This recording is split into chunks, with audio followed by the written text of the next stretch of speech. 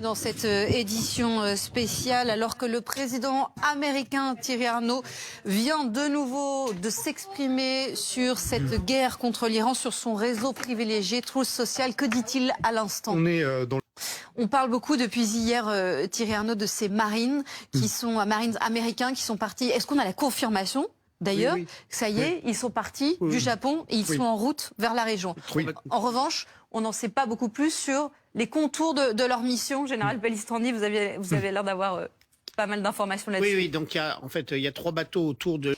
826 morts dans les frappes israéliennes depuis le 2 mars. Le conflit entre le Hezbollah et l'armée israélienne fait rage. On apprend ce soir, puisqu'on va aller du côté du Liban, que le Liban forme une délégation pour négocier avec Israël afin de stopper la guerre. Mais jusqu'à présent, le gouvernement israélien ne voulait pas entendre parler de discussions, de négociations. Allons sur place retrouver Nicolas Poincaré qui va nous raconter la situation, les conséquences de ces frappes israéliennes qui ont été menées ces dernières heures. Les voici notamment dans cette ville de Saïda où 4 membres d'une même famille ont été abattus. Précision de notre envoyé spécial Nicolas Poincaré. Très important, ces précisions de Nicolas Poincaré avec Benjamin Danan. Ça nous montre les frappes précises, mais aussi les victimes collatérales. Exactement, et parfois...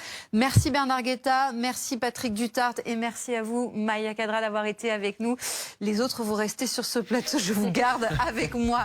On marque une toute petite pause, ce sera la seule de cette édition spéciale et on se retrouve dans un instant. Nous retournerons évidemment sur le terrain, à tout de suite.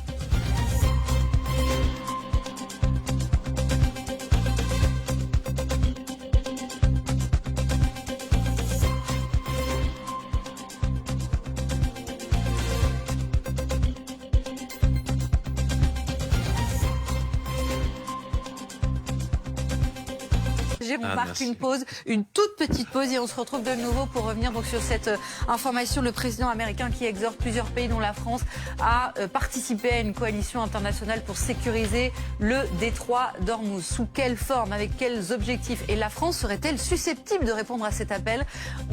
Évidemment, on se posera toutes ces questions. À tout de suite.